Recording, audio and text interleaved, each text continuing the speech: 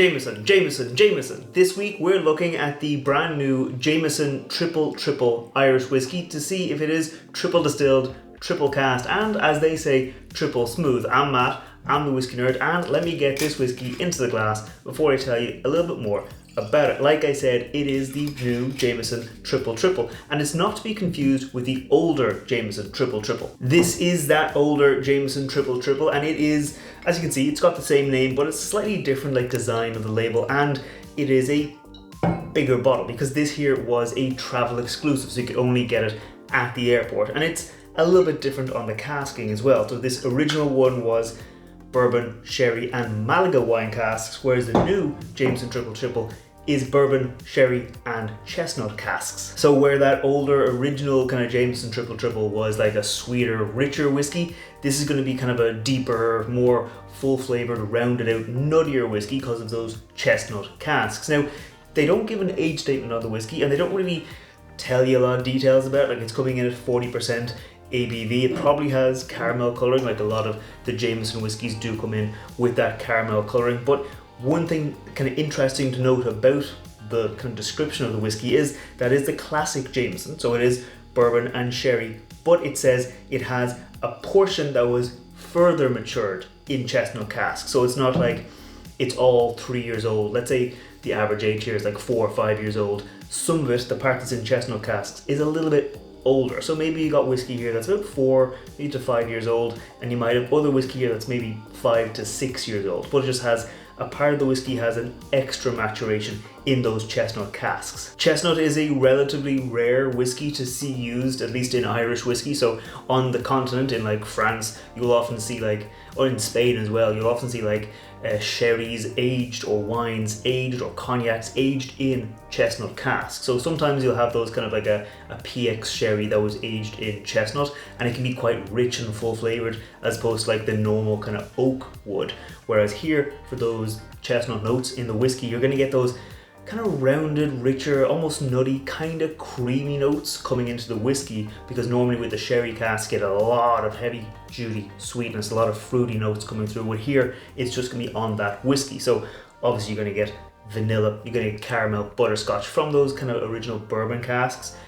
Jameson generally uses Oloroso sherry cask with a little bit of PX sherry in there as well. So that's going to give you a little bit of nuttiness, but mostly like dark fruits. Think like dried raisins, dried cranberries, plums, those kind of fruity notes. Within that chestnut will maybe give you a bit of extra nuttiness and extra kind of almost savory notes to the whiskey to round out those sweeter notes you're getting from the mainline whiskey. It is, as far as I'm aware, basically the same as the normal Jameson whiskey. So that's going to be about 70% grain whiskey and about 30% pot still Irish whiskey. So single pot still Irish whiskey. It's a style of whiskey unique to Ireland. You can only make it in Ireland, and it's made of a combination of malted barley, unmalted barley, and some other grains. If the distilleries want to use those other grains, Jameson, or Middleton Distillery rather, they don't use other grains. They just use, I think it's 60% malted barley and 40% unmalted barley. So you're going to get biscuity, sweet notes from that malted barley, but also a bit of like peppery, oily, kind of earthy, spicy notes from the unmalted or raw barley. This whiskey also isn't actually like that expensive. Like, I've seen it just released here in Ireland like a couple of weeks ago, and I see stores selling it like an introductory price of about €30, whereas that's about the same price as the standard Jameson, maybe €1 or 2 more. But I think at normal retail price, this is about €36 including tax, which is only a little bit more than the standard Jameson. So it's actually not a huge amount more on the price, but hopefully we're going to get a lot more on the flavour. So that's enough talking. Let's go in on the nose on the new Jameson Triple Triple. Cheers. Okay, immediately you do get like a nuttiness. You do get like a almost like chestnut, no, almost like hazelnut pudding. You know, like those desserts you get where it's like a vanilla pudding with a bit of hazelnut flavour in it. Like, it's that kind of creamy, quite sweet vanilla, and that kind of I know it's chestnut, but it's like that hazelnut roundness, that kind of creamy note coming through. If you ever had Frangelico, I'll put a picture of that bottle up there. It's like a hazelnut liqueur, and that kind of creaminess, that flavour, that's kind of what I'm getting here. It's that not like roasted nuttiness, but that creaminess you get from the nutty notes. There's definitely a caramelly, butterscotchy note to it, but I'm also getting like vanilla fudge, where you got that, like the caramelized, crystallized sugar in a fudge. Like that kind of note is definitely coming through. Like it is still, don't forget, it is still Jameson, so it is like, it's gonna have a like that vanilla backbone. It's gonna have a bit of like that sherry sweetness. I'm not really getting like red berries, but I'm getting like almost like a crisp red apple note to it. Like there is a bit of fruitiness there with that rounded, fudgy, creamy hazelnut note. Again, hazelnut despite it being chestnut. Yeah, it has this, it's still Jameson. Like if you were to put this down and tell me it's Jameson, I'd be like, okay, you've done something to it, but yeah, this is Jameson. This is definitely like, it has that Jameson DNA to it, where you have that, there's a kind of a distinctive, people call it like a shiny note, or some people call it metallic, or depending on what you want to call it, like it has that Jameson note to it, but it's not unpleasant. It's just like, oh, it's a familiar note on the nose. So I'm gonna go in for the palate, see if it stays as familiar. Cheers. It is easy going on the palate with this like really light mouthfeel, but it's not lacking in flavor. It's still like really like fudgy, creamy, sugary sweetness in there, like definitely caramel, butterscotch, that fudgy vanilla fudge note, really strong on that first sip of the palate. Like it is only at 40%, so you're not going to get a huge mouthfeel, but it does have a bit of creamy weight to it. And again, with that hazelnut kind of pudding, that hazelnut kind of flavor to it. There's like a little darker notes as well. Like I didn't get as much of that crisp red apple that I got on the nose on the palate. There's some like darker notes, almost like coffee or dark chocolate. So I'm going to go in again for another sip and see what it's like. Cheers.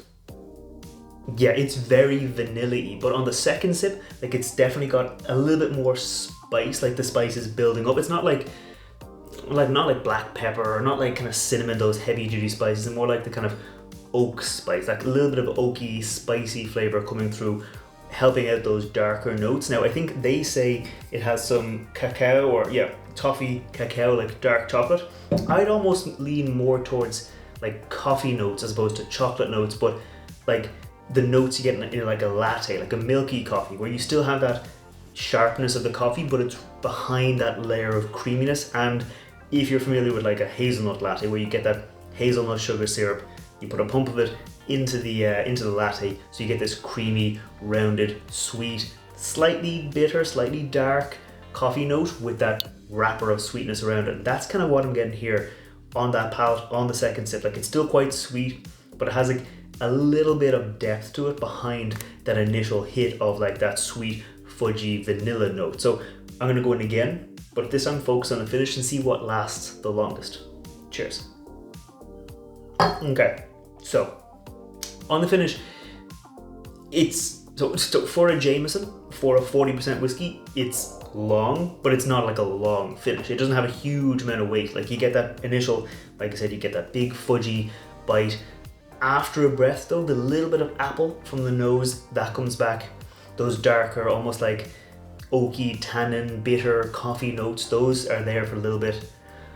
And then again, those start fading off, and I'm just left with that kind of like nutty, little bit, still like vanilla fudge, but like nutty vanilla fudge flavor at the end. It's not a huge long finish on the flavor, but it's also not unpleasant. Like I'm not getting those kind of like harsh notes I do sometimes get in like the standard Jameson. It's definitely a much nicer whiskey on the finish. Before I give my final thoughts on this whiskey, if you're new here, scroll down, hit that thumbs up button, hit that subscribe button. I put out whiskey reviews like this every Wednesday, and I put out cocktail recipes featuring whiskey, and I have a cocktail recipe featuring this whiskey this Friday. So if you want to see that, make sure you hit subscribe. But now as to my final thoughts on this whiskey, I think it's pretty solid. I think it's definitely a step up from the standard Jameson. Like it's almost like, I would compare it almost to like the standard Bushmills white label compared to the black label. Like that's quite a difference in flavor. It's maybe here it's not as much of a difference. Like I don't really like the Bushmills white label. I think the Jameson is a fine whiskey. I think this is definitely a better whiskey. I wouldn't put it in the same region of like a Green Spot or a Redbreast or one of those like proper top shelf whiskeys, but it's definitely a step up, and it's not a huge amount more in price. So I think for the price difference, you're definitely getting a lot of like value. I think it's like €4 or €5 more expensive than the standard Jameson, and I think you are definitely getting €4 or €5 or €6 or €7 of a better whiskey, if that makes sense. So I think it's definitely delivering what it wants to. It's a better version of that standard Jameson. I think it's very, very nice for what it costs. If you're in America, chances are this hasn't yet hit your shelves yet, or at least it might hit your shelves by the time you're watching the video. I wouldn't pay a huge amount of money for it. If you see it in some stores like, oh, brand new Jameson, I'll charge like $50 for it, I wouldn't pay that. I'd pay whatever they're charging for a standard Jameson, maybe up to like $10 more, maybe up to $10 more if you want it, because it is a nicer version of that standard Jameson. But those are just my thoughts. If you have tried this whiskey, let me know down in the comments what you think of it, or what you think of the general Jameson line. And while you're down there, let me know if there's any whiskies you think I should review in the future. But right now, I'm going to keep on enjoying this one, and I'll see you next time. Sláinte.